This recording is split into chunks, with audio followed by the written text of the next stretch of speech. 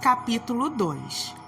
Foi apenas ao anoitecer que Gregório acordou do seu sono profundo, que mais parecera um desmaio.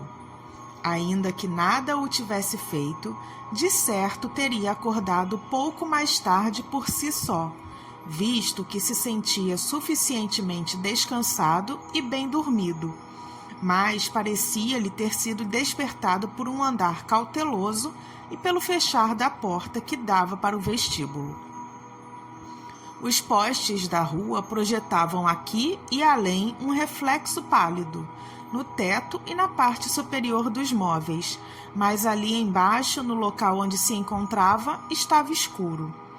Lentamente, experimentando de modo desajeitado as antenas, cuja utilidade começava pela primeira vez a apreciar, arrastou-se até a porta para ver o que acontecera. Sentia todo o flanco esquerdo convertido numa única cicatriz, comprida e incomodamente repuxada, e tinha efetivamente de coxear sobre as duas filas de pernas. Uma delas ficara gravemente atingida pelos acontecimentos dessa manhã. Era quase um milagre ter sido afetada apenas uma, e arrastava-se inútil atrás de si. Só depois de chegar à porta, percebeu o que o tinha atraído para ela: o cheiro da comida. Com efeito, tinham lá posto uma tigela de leite, dentro do qual flutuavam pedacinhos de pão. Quase desatou a rir de contentamento, porque sentia ainda mais fome que de manhã. E imediatamente enfiou a cabeça no leite, quase mergulhando também os olhos.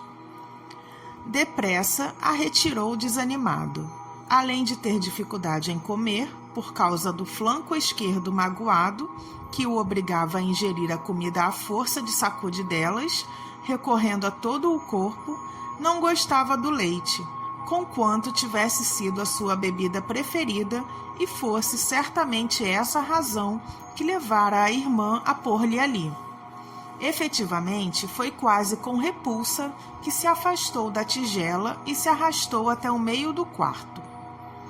Através da fenda da porta, verificou que tinham acendido o gás na sala de estar. Embora àquela hora o pai costumasse ler o jornal em voz alta para a mãe e eventualmente também para a irmã, nada se ouvia. Bom, talvez o pai tivesse recentemente perdido o hábito de ler em voz alta, hábito esse que a irmã tantas vezes mencionara em conversa e por carta. Mas por todo o lado reinava o mesmo silêncio, embora por certo estivesse alguém em casa. Que vida sossegada a minha família tem levado, disse Gregório de si para si. Imóvel, a fitar a escuridão, sentiu naquele momento um grande orgulho por ter sido capaz de proporcionar aos pais e à irmã uma tal vida numa casa tão boa. Mas que sucederia se toda a calma, conforto e satisfação acabassem em catástrofe? Tentando não se perder em pensamentos, Gregório refugiou-se no exercício físico e começou a rastejar para um lado e para o outro ao longo do quarto. A certa altura, durante o longo fim de tarde, viu as portas laterais abrir-se ligeiramente e ser novamente fechada. Mais tarde, sucedeu o mesmo com a porta do outro lado. Alguém pretendera entrar e mudara de ideia.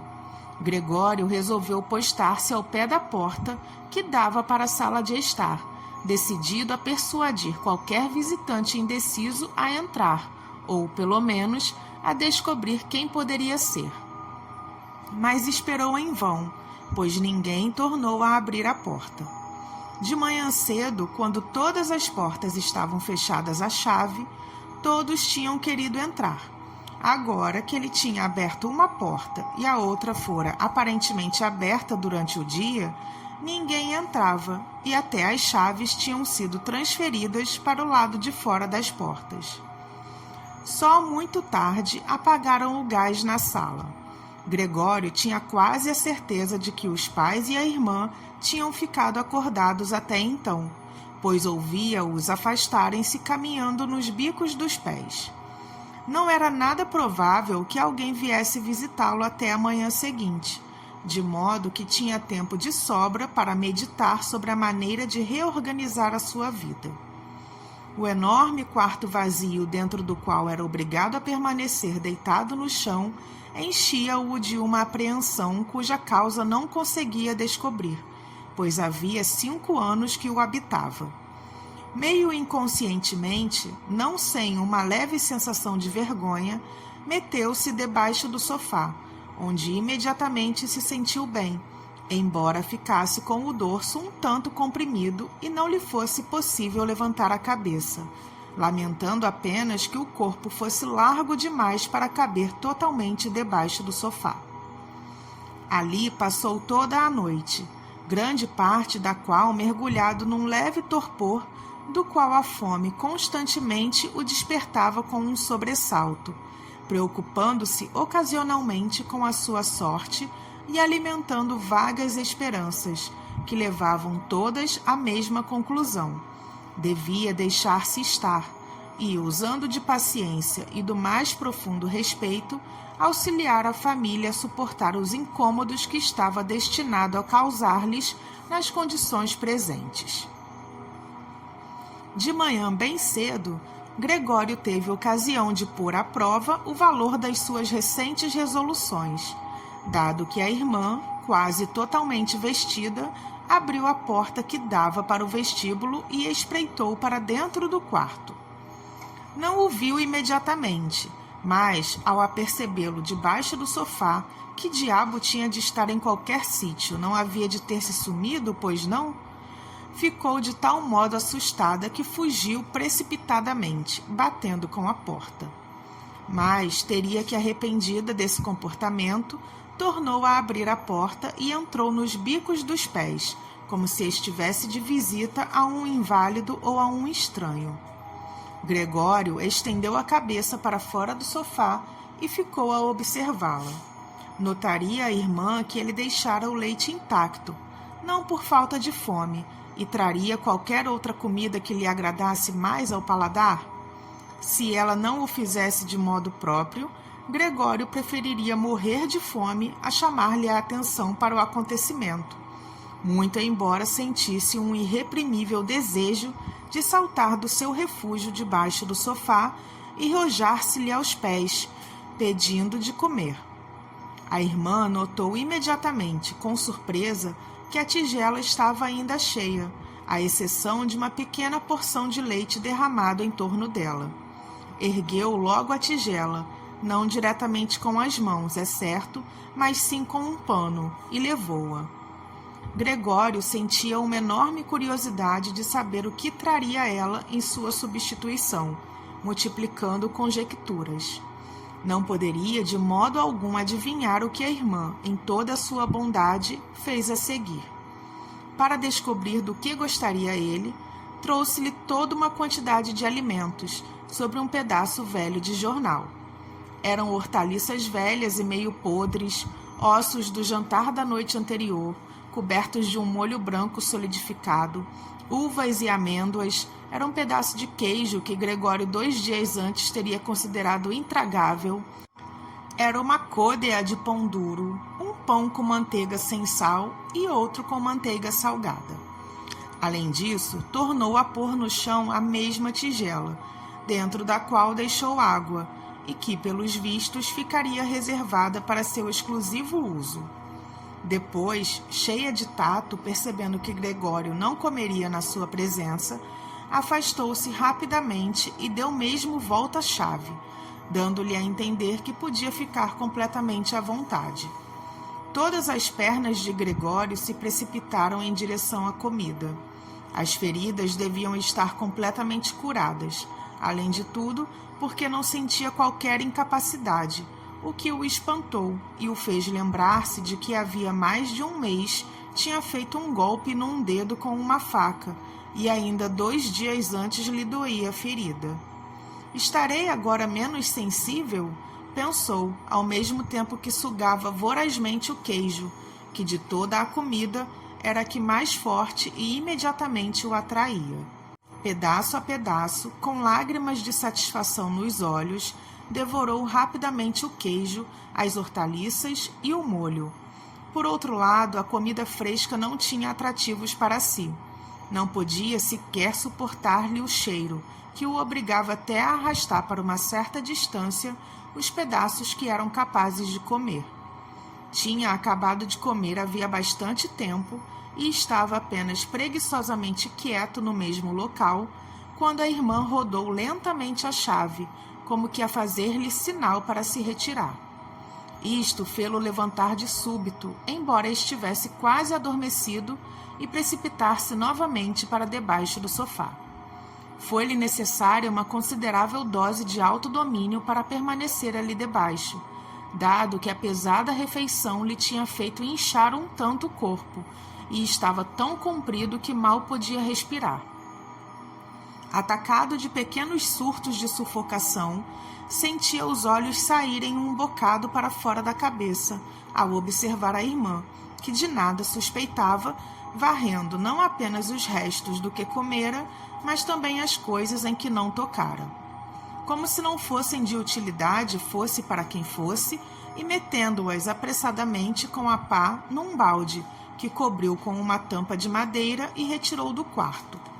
Mal a irmã virou as costas, Gregório saiu debaixo do sofá, dilatando e esticando o corpo.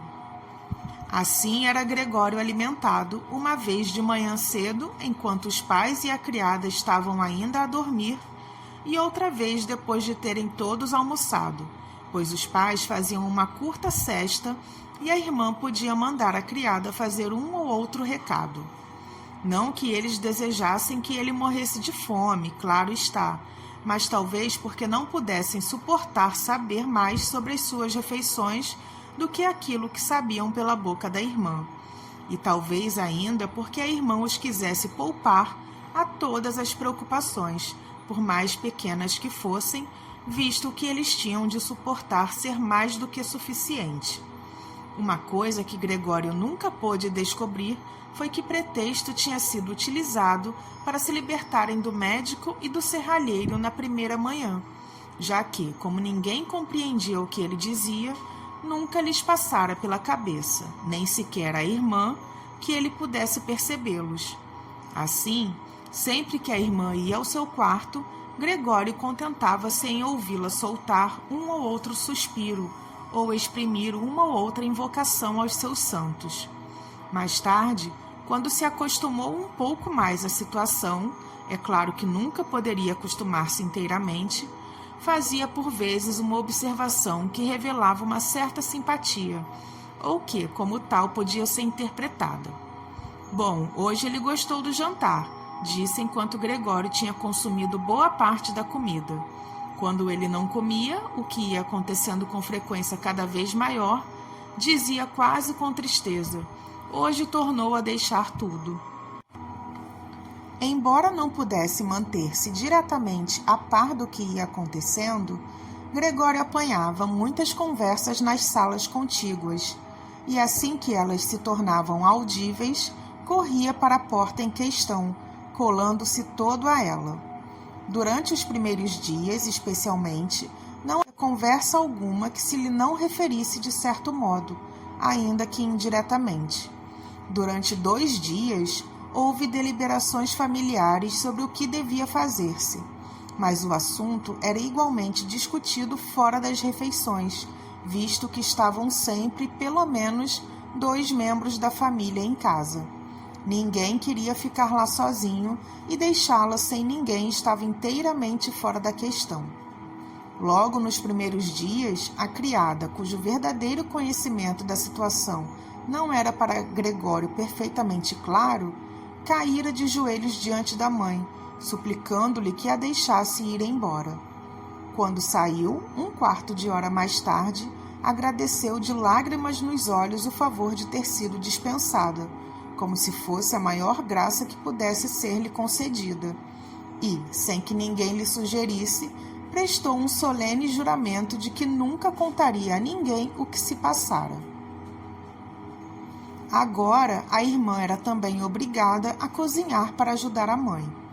É certo que não era trabalho de monta, pois pouco se comia naquela casa. Gregório ouvia constantemente um dos membros da família a insistir com o outro para que comesse e a receber invariavelmente a resposta: "Não, muito obrigado, estou satisfeito", ou coisa semelhante. Talvez não bebessem sequer. Muitas vezes a irmã perguntava ao pai se não queria cerveja e oferecia-se amavelmente para ir comprar. Se ele não respondia, dava a entender que podia pedir à porteira que fosse buscá-la, para que ele não se sentisse em dívida, mas nessa altura o pai retorquia com um rotundo "não" e ficava o assunto arrumado. Logo no primeiro dia, o pai explicara a situação financeira e as perspectivas da família à mãe e à irmã. De quando em quando, erguia-se da cadeira para ir buscar qualquer recibo ou apontamento a um pequeno cofre que tinha conseguido salvar do colapso financeiro em que mergulhara 5 anos atrás. Ouviam-no abrir a complicada fechadura e a remexer em papéis, depois a fechá-la novamente. Tais informações do pai foram as primeiras notícias agradáveis que Gregório teve desde o início do cativeiro. Sempre julgara que o pai tinha perdido tudo, ou pelo menos o pai nunca dissera nada em contrário, e é evidente que Gregório nunca lhe perguntara diretamente. Na altura em que a ruína tinha desabado sobre o pai, o único desejo de Gregório era fazer todos os possíveis para que a família se esquecesse com a maior rapidez de tal catástrofe, que mergulhara todos no mais completo desespero.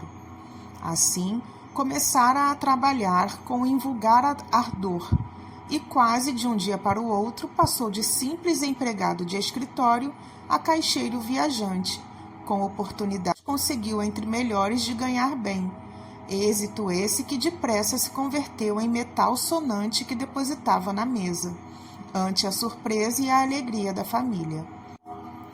Tinha sido uma época feliz, que nunca viria a ser igualada, embora mais tarde Gregório ganhasse o suficiente para sustentar inteiramente a casa. Tinham-se pura e simplesmente habituado ao acontecimento, tanto a família como ele próprio. Ele dava o dinheiro de boa vontade e eles aceitavam-no com gratidão, mas não havia qualquer efusão de sentimentos. Só com a irmã mantivera uma certa intimidade, alimentando a secreta esperança de poder mandá-la para o conservatório no ano seguinte, apesar das grandes despesas que isso acarretaria, às quais, de qualquer maneira, haveria de fazer face, já que ela, ao contrário de Gregório, gostava imenso de música e tocava violino de tal modo que comovia quantos a ouviam. Durante os breves dias que passava em casa, falava muitas vezes do conservatório nas conversas com a irmã, mas sempre apenas como um belo sonho irrealizável. Quanto aos pais, procuravam até evitar essas inocentes referências à questão. Gregório tomara a firme decisão de levar a ideia avante e tencionava anunciar solenemente o acontecimento no dia natal. Essas eram as ideias, completamente fúteis na sua atual situação, que lhe povoavam a mente enquanto se mantinha ereto, encostado à porta, à escuta. Por vezes, o cansaço obrigava-o a interrompê-la, limitando-se então a encostar a cabeça à porta, mas imediatamente obrigado a endireitar-se de novo, pois até o leve ruído que fazia ao mexer a cabeça era audível na sala ao lado e fazia parar todas as conversas.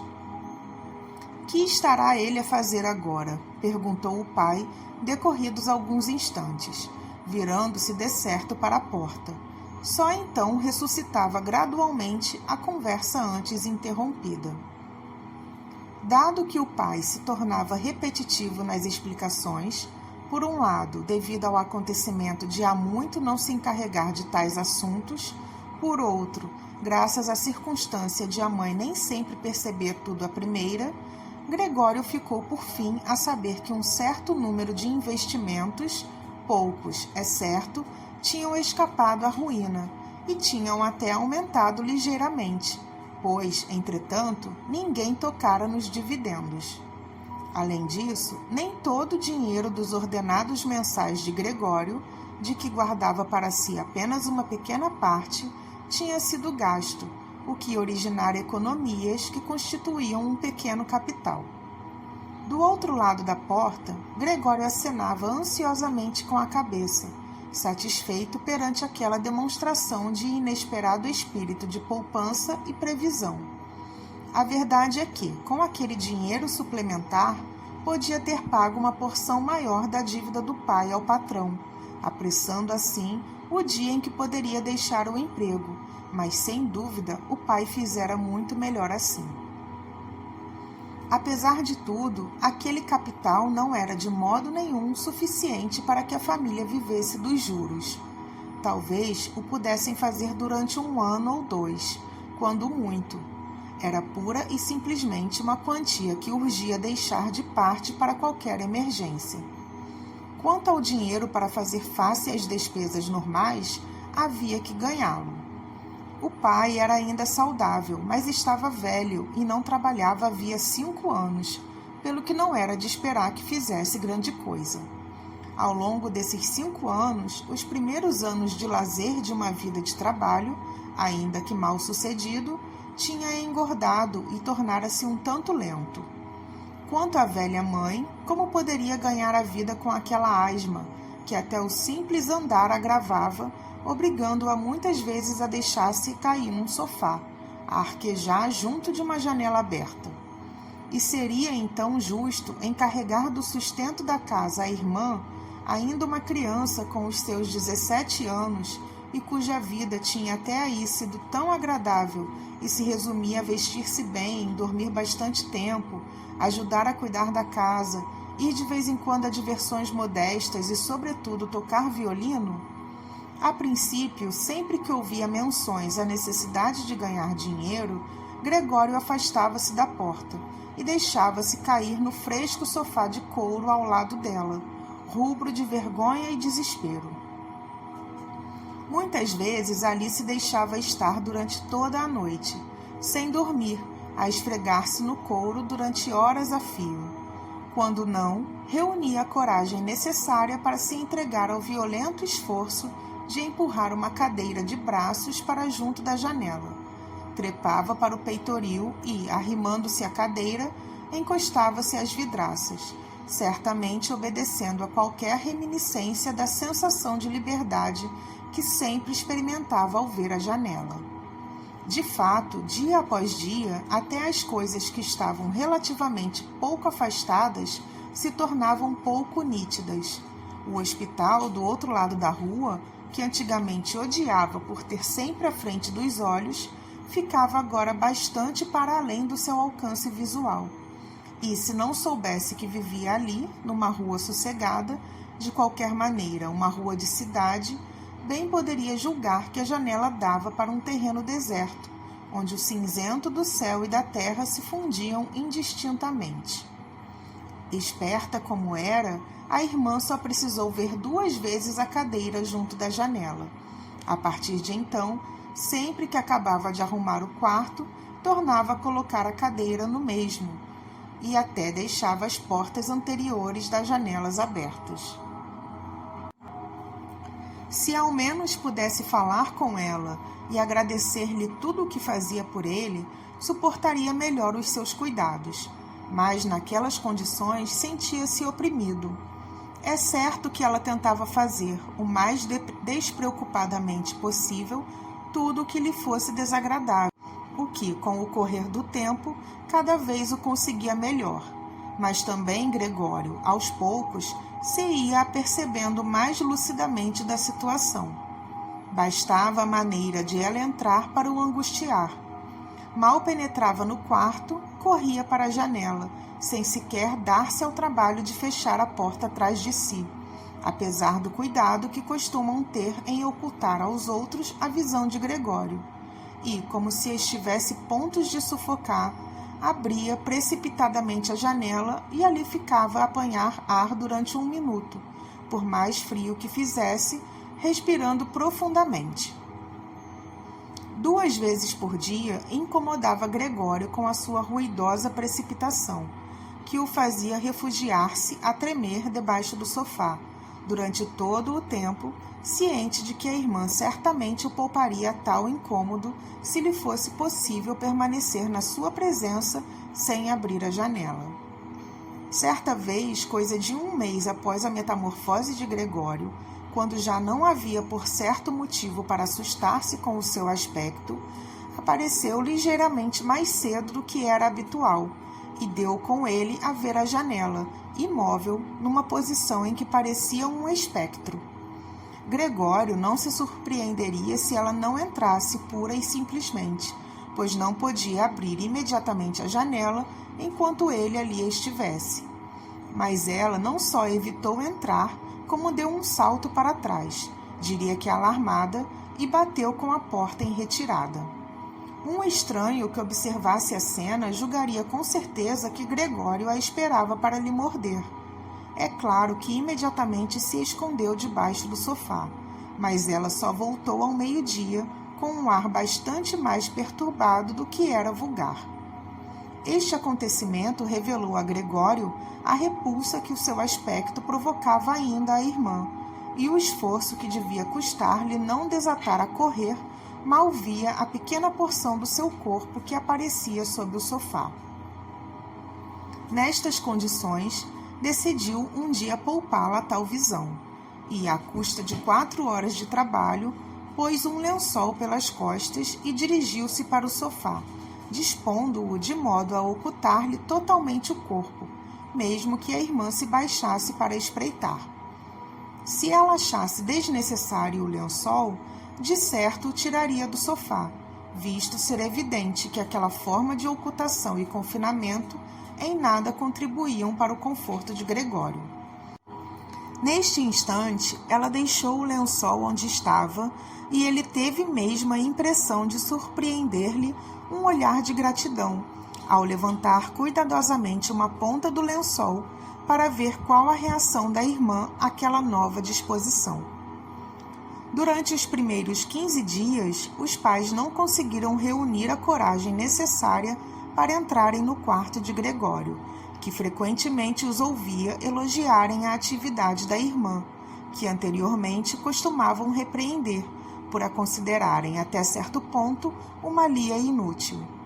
Agora era frequente esperarem ambos à porta, enquanto a irmã procedia à limpeza do quarto, perguntando-lhe logo que saía como corriam as coisas lá dentro, o que tinha Gregório comido, como se comportara desta vez e se porventura não melhorara um pouco. A mãe, essa, começou relativamente cedo a pretender visitá-lo, mas o pai e a irmã tentaram logo dissuadi-la, contrapondo argumentos que Gregório escutava atentamente e que ela aceitou totalmente. Mais tarde, só conseguiam removê-la pela força, e quando ela exclamava, a chorar: "Deixem-me ir ver o Gregório, meu pobre filho. Não percebem que tenho de ir vê-lo?" Gregório pensava que talvez fosse bom que ela lá fosse. Não todos os dias, claro, mas talvez uma vez por semana. No fim das contas, ela havia de compreender, muito melhor que a irmã, que não passava de uma criança, apesar dos esforços que fazia e aos quais talvez se tivesse entregado por mera consciência infantil. O desejo que Gregório sentia de ver a mãe não tardou em ser satisfeito. Durante o dia, evitava mostrar-se à janela, por consideração para com os pais, mas os poucos metros quadrados de chão de que dispunha não davam para grandes passeios, nem lhe seria possível passar toda a noite imóvel. Por outro lado, perdia rapidamente todo e qualquer gosto pela comida. Para se distrair, adquirira o hábito de se arrastar ao longo das paredes e do teto. Gostava particularmente de manter-se suspenso do teto, coisa muito melhor do que estar no chão. A respiração tornava-se-lhe mais livre, o corpo oscilava e coleava suavemente. E, quase beatificamente absorvido por tal suspensão, chegava a deixar-se cair ao chão. Possuindo melhor coordenação dos movimentos do corpo, nenhuma queda daquela altura tinha consequências. A irmã notara imediatamente esta nova distração de Gregório, visto que ele deixava atrás de si, ao deslocar-se, marcas da substância pegajosa das extremidades das pernas, e meteu-se-lhe na cabeça arranjar-lhe a maior porção de espaço livre possível para os passeios, retirando as peças de mobiliário que constituíssem obstáculos para o irmão, especialmente a cômoda e a secretária. A tarefa era demasiado pesada para si, e se não se atrevia a pedir ajuda ao pai, estava fora de questão recorrer à criada, uma menina de 16 anos que havia tido a coragem de ficar após a partida da cozinheira, visto que a moça tinha pedido o especial favor de manter a porta da cozinha fechada à chave e abri-la apenas quando expressamente a chamavam. Deste modo, só lhe restava apelar para a mãe numa altura em que o pai não estivesse em casa. A mãe anuiu-se, entre exclamações de ávida satisfação, que diminuíram junto à porta do quarto de Gregório. É claro que a irmã entrou primeiro, para verificar se estava tudo em ordem antes de deixar a mãe entrar. Gregório puxou precipitadamente o lençol para baixo e dobrou-o mais, de maneira a parecer que tinha sido acidentalmente atirado para cima do sofá.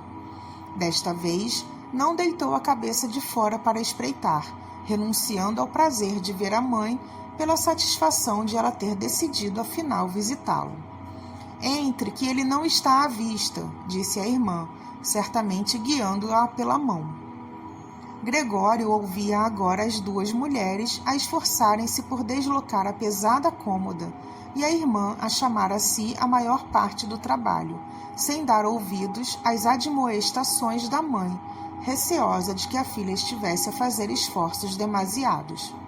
A manobra foi demorada.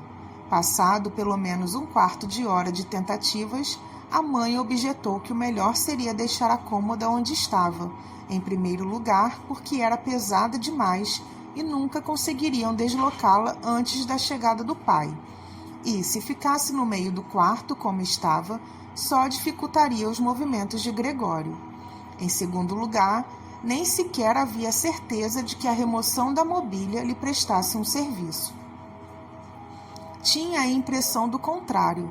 A visão das paredes nuas deprimia, e era natural que sucedesse o mesmo a Gregório, dado que estava habituado à mobília havia muito tempo, e a sua ausência poderia fazê-lo sentir-se só.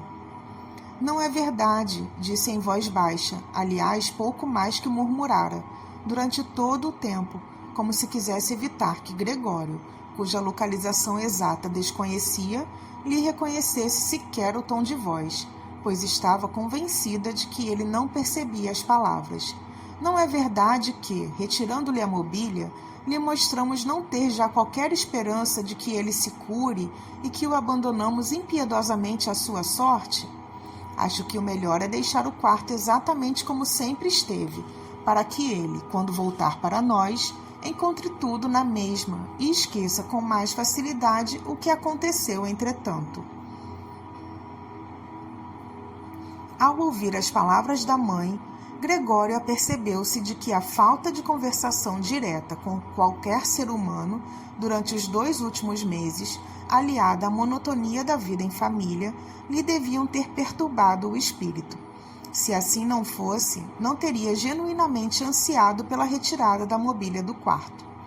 Quereria efetivamente que o quarto acolhedor, tão confortavelmente equipado com a velha mobília da família, se transformasse numa caverna nua, onde de certo poderia arrastar-se livremente em todas as direções, à custa do simultâneo abandono de qualquer reminiscência do seu passado humano. Sentia-se tão perto desse esquecimento total que só a voz da mãe, que há tanto tempo não ouvia, não lhe permitira mergulhar completamente nele. Nada devia ser retirado do quarto.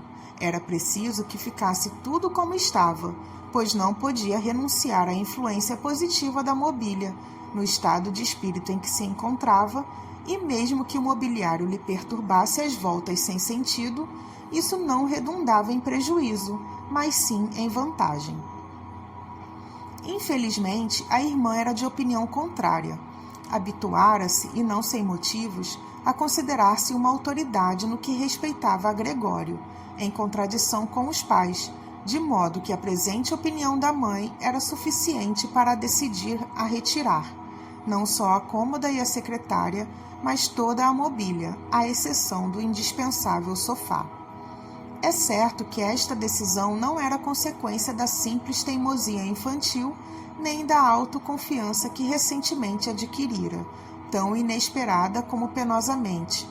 Tinha, efetivamente, percebido que Gregório precisava de uma porção de espaço para vaguear, e, tanto quanto lhe era dado observar, Gregório nunca usara sequer a mobília. Outro fator terá porventura sido igualmente o temperamento entusiástico de qualquer menina adolescente, que tende a manifestar-se em todas as ocasiões possíveis e que agora levava Gretchen a exagerar o drama da situação do irmão, a fim de poder auxiliá-lo mais ainda. Num quarto onde Gregório reinasse rodeado de paredes nuas, havia fortes probabilidades de ninguém alguma vez entrar, a não ser ela. Assim, não se deixou dissuadir pela mãe, que parecia cada vez menos à vontade no quarto, estado de espírito que só contribuía para sentir-se mais insegura.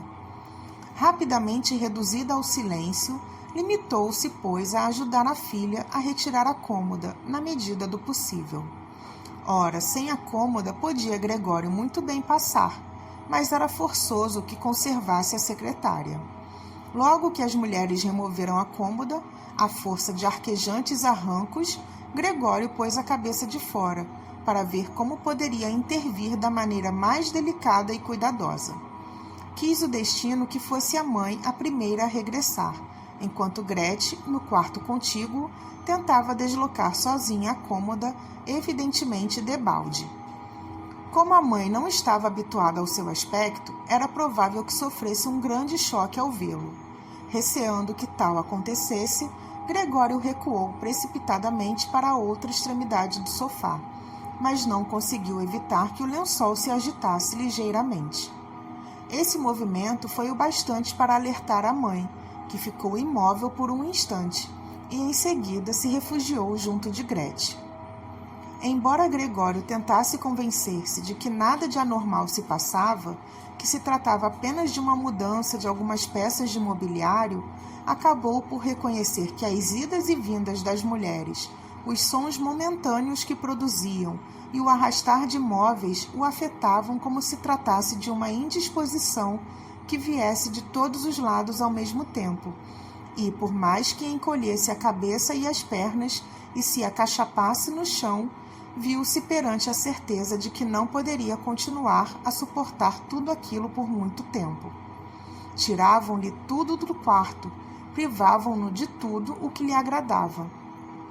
A cômoda onde guardava a serra de recorte e as outras ferramentas tinha sido retirada, e agora tentavam remover a secretária, que quase parecia colada ao chão, na qual fizera todos os trabalhos de casa quando frequentara a escola comercial, e antes disso o liceu, e pois era até a escola primária. Não conseguia deter-se a analisar as boas intenções das duas mulheres, cuja existência quase tinha esquecido nessa altura, visto estarem tão exaustas que se dedicavam ao trabalho em silêncio, ouvindo-se apenas o pesado arrastar dos pés de ambas. Nestas condições, apressou-se a sair do esconderijo, ao mesmo tempo que as mulheres, no quarto ao lado, se apoiavam na secretária tomando fôlego. 4 vezes mudou de direção, pois não sabia o que salvar primeiro. De repente, avistou na parede oposta, totalmente liberta de mobiliário, a figura da mulher envolta em peles. Trepou rapidamente pela parede e colou-se ao vidro da moldura, que constituía uma superfície à qual o seu corpo aderia bem e que lhe refrescava agradavelmente o ventre escaldante. Pelo menos o quadro, que o corpo de Gregório ocultava totalmente, ninguém havia de retirar. Voltou a cabeça para a porta da sala de estar, a fim de poder observar as mulheres quando regressassem. Pouco tinham descansado, visto que regressavam nesse momento a mãe quase apoiada a Gretchen, que lhe passara o braço em torno da cintura. Bem, que havemos de tirar agora? Perguntou Gretchen, olhando em volta. Foi então que deparou com Gregório. Manteve a compostura, provavelmente em atenção à mãe, e inclinou a cabeça para ela, a fim de evitar que levantasse a vista. Ao mesmo tempo, perguntou-lhe em voz trêmula e desabrida: não será melhor voltarmos um instante ao refeitório? Gregório adivinhou facilmente as intenções de Gretchen. Queria pôr a mãe a salvo e enxotá-lo seguidamente da parede. Muito bem, ela que experimentasse. Agarraria ao quadro e não cederia. Preferia avançar sobre o rosto de Gretchen. Mas as palavras de Gretchen não haviam logrado senão desassossegar a mãe, que deu um passo para o lado e encarou o enorme vulto castanho no florido papel de parede. Antes de tomar perfeita consciência de que se tratava de Gregório, gritou roucamente: ai meu Deus, e deixou-se desmaiar de braços abertos no sofá, não dando mais sinal de vida. Gregório! Gritou a irmã, fitando-o com um punho cerrado erguido na sua direção. Era a primeira vez que se lhe dirigia diretamente depois da metamorfose. Correu à sala contígua em busca de um frasco de sais para reanimar a mãe. Gregório quis igualmente ajudar, pois havia tempo para salvar o quadro, mas teve de fazer grande esforço para se descolar do vidro. Ao consegui-lo, correu atrás da irmã para a sala contígua, como se pudesse aconselhá-la, a exemplo do que costumava fazer, mas não teve outro remédio senão deixar-se ficar desamparadamente atrás dela. Gretchen remexia por entre vários frascos e, ao virar-se, entrou em pânico ante a visão de Gregório. Um dos frascos caiu ao chão, partindo-se. Ao saltar, um caco cortou o focinho de Gregório, ao mesmo tempo que uma droga corrosiva lhe salpicava o corpo. Sem mais detenças, Gretchen agarrou em todos os frascos que lhe era possível transportar e correu para a mãe, fechando violentamente a porta com o pé. Gregório via-se assim separado da mãe, que talvez estivesse à beira da morte por sua culpa. Não se atrevia a abrir a porta, receando assustar Gretchen, que tinha de cuidar da mãe. Só lhe restava esperar. Consumido pelo remorso e cuidado, começou a andar para um lado e para o outro, trepando tudo, paredes, mobília e teto. Finalmente, acossado pelo desespero, viu a sala a andar à roda e caiu no meio da grande mesa. Decorridos alguns instantes, Gregório estava ainda impotentemente deitado na mesa, cercado pelo silêncio que constituía talvez um bom sintoma. Depois soou a campainha da porta. A criada estava certamente fechada na cozinha e tinha que ser Gretchen a abrir a porta. Era o pai. O que aconteceu? Foram as suas primeiras palavras. A expressão de Gretchen deve ter sido suficientemente elucidativa. Respondeu em voz abafada, aparentemente com a cabeça oculta no peito. A mãe teve um desmaio, mas está melhor. Foi o Gregório que se soltou. Bem me parecia, replicou o pai. Eu bem vos avisei, mas vocês, as mulheres, nunca ligam. Era evidente para Gregório que o pai tinha interpretado da pior maneira possível a explicação demasiado curta de Gretchen e imaginava Gregório culpado de qualquer ato violento. Urgia, portanto, deixar o pai acalmar-se, visto que não tinha tempo nem processo de dar explicações. Precipitou-se assim para a porta do quarto e comprimiu-se contra ela, para que o pai visse, ao passar do vestíbulo, que o filho tinha tido a louvável intenção de regressar imediatamente ao quarto e que, por conseguinte, não era preciso obrigá-lo a recolher-se ali, pois desapareceria num ápice se simplesmente a porta estivesse aberta. O pai não estava em estado de espírito que lhe permitisse essas substituições. Mal o avistou, gritou um ai simultaneamente irado e exultante. Gregório afastou a cabeça da porta e virou-a para o pai. Para dizer a verdade, não era o pai que imaginara. Tinha de admitir que, ultimamente, se deixara absorver de tal modo pela diversão de caminhar pelo teto que não dava a atenção de outros tempos ao que se passava no resto da casa, embora fosse obrigação sua estar preparado para certas alterações. Mas, ao mesmo tempo, seria aquele realmente o seu pai? Seria o mesmo homem que costumava ver pesadamente deitado na cama quando partia para cada viagem? Que o cumprimentava quando ele voltava à noite deitado de pijama numa cadeira de braços?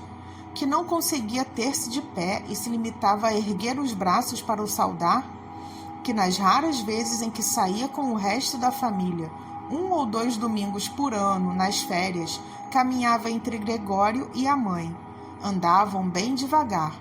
O pai ainda mais vagarosamente do que eles, atabafado dentro do velho sobretudo, arrastando-se laboriosamente com o auxílio da bengala, que pousava cautelosamente em cada degrau e que, sempre que tinha alguma coisa para dizer, quase sempre era obrigado a parar e a juntá-los todos à sua volta? Agora estava ali, de pé firme, envergando uma bela farda azul de botões dourados, das que os contínuos dos bancos usam. O vigoroso duplo queixo espetava-se para fora da dura gola alta do casaco, e sob as espessas sobrancelhas brilhavam-lhe os olhos pretos, vívidos e penetrantes. Os cabelos brancos, outrora emaranhados, dividiam-se agora, bem lisos, para um e outro lado de uma risca ao meio, impecavelmente traçada. Lançou vigorosamente o boné, que tinha bordado o monograma de qualquer banco, para cima de um sofá no outro extremo da sala e, com as largas abas do casaco, avançou ameaçadoramente para Gregório. Provavelmente nem ele próprio sabia o que ia fazer, mas, fosse como fosse, ergueu o pé a uma altura pouco natural, aterrando Gregório ante o tamanho descomunal das solas dos sapatos. Mas Gregório não podia arriscar-se a enfrentá-lo, pois desde o primeiro dia da sua nova vida se tinha percebido de que o pai considerava que só se podia lidar com ele adotando as mais violentas medidas. Nestas condições, desatou a fugir do pai, parando quando ele parava e precipitando-se novamente em frente ao menor movimento do pai. Foi assim que deram várias voltas ao quarto, sem que nada de definido sucedesse. Aliás, tudo aquilo estava longe de assemelhar-se sequer a uma perseguição, dada a lentidão com que se processava. Gregório resolveu manter-se no chão, não fosse o pai interpretar como manifestação declarada de perversidade qualquer excursão pelas paredes ou pelo teto. Apesar disso, não podia suportar aquela corrida por muito mais tempo, uma vez que, por cada passada do pai, era obrigado a empenhar-se em toda uma série de movimentos, e da mesma maneira que na vida anterior nunca tiveram os pulmões famosos, começava a perder o fôlego.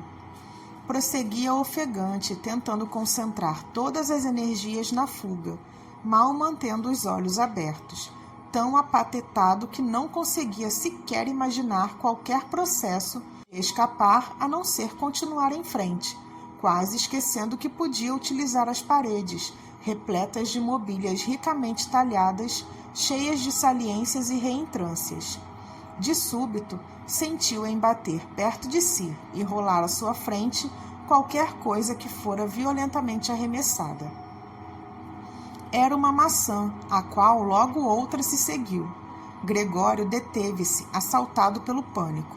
De nada servia continuar a fugir, uma vez que o pai resolvera bombardeá-lo. Tinha enchido os bolsos de maçãs que tirara da fruteira do aparador e atirava-lhes uma a uma, sem grandes preocupações de pontaria. As pequenas maçãs vermelhas rebolavam no chão como que magnetizadas e engatilhadas umas nas outras. Uma delas, arremessada sem grande força, roçou o dorso de Gregório e ressaltou sem causar-lhe dano. A que se seguiu penetrou-lhe nas costas. Gregório tentou arrastar-se para a frente, como se fazendo-o pudesse deixar para trás a incrível dor que repentinamente sentiu, mas sentia-se pregado ao chão e só conseguiu acaçapar-se completamente desorientado. Num último olhar, antes de perder a consciência, viu a porta abrir-se de repente e a mãe entrar de roldão à frente da filha, em trajes mais pequenos, pois Gretchen tinha a libertado da roupa para lhe permitir melhor respiração e reanimá-la. Viu ainda a mãe correr para o pai, deixando cair no chão as saias de baixo, uma após outra, tropeçar nelas e cair nos braços do pai, em completa união com ele nesse instante. A vista de Gregório começou a falhar, enclavinhando-se as mãos em redor do pescoço e pedindo-lhe que poupasse a vida ao filho.